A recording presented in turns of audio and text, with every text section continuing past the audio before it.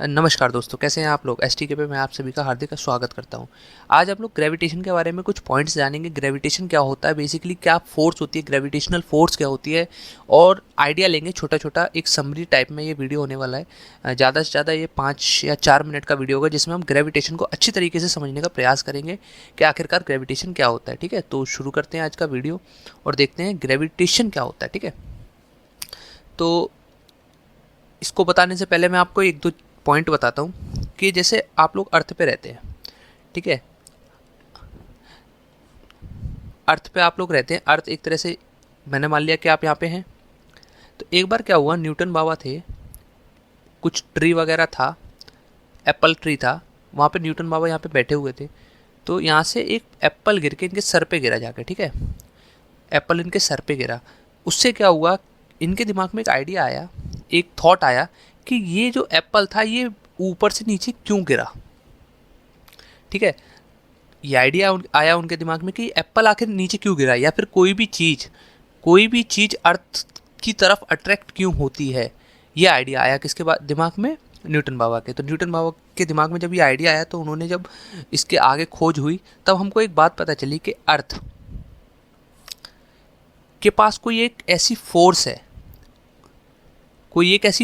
अर्थ के पास, जो कोई भी ऑब्जेक्ट होगा स्पेस में वो अर्थ की तरफ खींचा चला है। स्पेस का मतलब है कि अर्थ के एटमॉस्फेयर के अंदर होगा कोई तो। ठीक है, अगर एटमॉस्फेयर के बाहर होगा तो बहुत हद तक खींचा चला आएगा, जब तक इस पर सिर्फ और सिर्फ अर्थ की फोर्स लग रही हो। अगर अर्थ के बाहर किसी भी चीज़ की फोर्स लग रही होगी तो वो अर्थ की तरफ अट्रैक्ट नहीं होगा। फिर क्या हुआ, फिर देखते हैं। इतना समझ में आया कि क्या हुआ, ये फोर्स वगैरह का क्या, न्यूटन बाबा कैसे आए। उसके बाद क्या हुआ, जब इसमें रिसर्च हुई तो हमें पता चला कि कोई भी दो ऑब्जेक्ट हैं, इसको बोल सकते हैं ऑब्जेक्ट 1, इसको बोल सकते हैं ऑब्जेक्ट 2। कोई भी दो ऑब्जेक्ट इस यूनिवर्स में अगर हम यूनिवर्स की बात करें, कोई भी दो ऑब्जेक्ट हैं वो आपस में एक फोर्स से अट्रैक्ट होते हैं। एक अट्रैक्टिव फोर्स होती है जो दो ऑब्जेक्ट के बीच में लगते हैं, यूनिवर्स में कहीं पे भी हो। चाहे एक यूनिवर्स के कोने पे ये हो एक ऑब्जेक्ट, और एक यूनिवर्स के कोने पे यहाँ पे कोई ऑब्जेक्ट हो, तो ये ऑब्जेक्ट और ये ऑब्जेक्ट भी आपस में फोर्स लगाएंगे, कुछ ना कुछ अट्रैक्टिव फोर्स होगी इसके और इसके बीच में। मतलब कहने का ये है कि कोई भी दो ऑब्जेक्ट हैं 1 और 2, कहीं पर भी हैं, इन दोनों के बीच में कुछ ना कुछ अट्रैक्टिव फोर्स लगेगी। उसी फोर्स को हम लोग क्या बोलते हैं, ग्रेविटेशन बोलते हैं। ठीक है, उसी को क्या बोलते हैं, ग्रेविटेशन फोर्स बोलते हैं। ठीक है, और आगे जानते हैं आप इसका थोड़ा सा। तो बेसिकली ग्रेविटेशन फोर्स क्या होती है, gravitation force is a attraction of force of attraction between two object in the universe. कोई भी यूनिवर्स में, इस यूनिवर्स में कोई भी दो ऑब्जेक्ट के बीच में जो अट्रैक्टिव फोर्स होगी उसको हम क्या बोलेंगे, ग्रेविटेशन बोलेंगे। ठीक है, अब ये किस पे डिपेंड करता है, ये डिपेंड करता है मास पे, दोनों ऑब्जेक्ट का कि मास क्या है, और दूसरा इन दोनों के बीच में दूरी कितनी है, यानी डिस्टेंस पे। ठीक है, मान लो एक ऑब्जेक्ट ये था, एक ऑब्जेक्ट ये था। इसको थोड़ा सा अच्छे से समझते हैं। तो कैसे समझेंगे कि एक ऑब्जेक्ट है ये, जिसको हमने माना ऑब्जेक्ट 1, एक ऑब्जेक्ट है ये जिसको हमने माना 2। इसका सेंटर ये है, इसका सेंटर ये है। जब भी हम किसी भी सर्कुलर दो चीज़ें सर्कुलर शेप में हैं तो उनके बीच की जब डिस्टेंस लेते हैं तो सेंटर टू सेंटर लेते हैं। ठीक है, इसके बीच की ये एक तरह से डिस्टेंस है, ये थोड़ी सी लाइन टेढ़ी हो गई, इसको हमने मान लिया R1, या फिर D भी मान सकते हो आप। ठीक है, D मान सकते हो, R मान सकते हो। तो अगर हम बात करें कि ये यूनिवर्स है, ये यूनिवर्स के अंदर ये दो ऑब्जेक्ट हैं, अगर इनके बीच में फोर्स ऑफ अट्रैक्शन की बात करेंगे ना, तो कितनी फोर्स लगेगी उसको ही हम बोलेंगे ग्रेविटेशन, G, या फिर फोर्स ऑफ ग्रेविटेशन। वो होगी क्या, अगर हम इन दोनों के बीच में बात करें F की, इन दोनों के बीच में कितनी फोर्स लगेगी उसकी बात करें, तो इसका फॉर्मूला आता है G m1m2/d²। इसका मास हमने m1 माना, इसका मास m2 माना।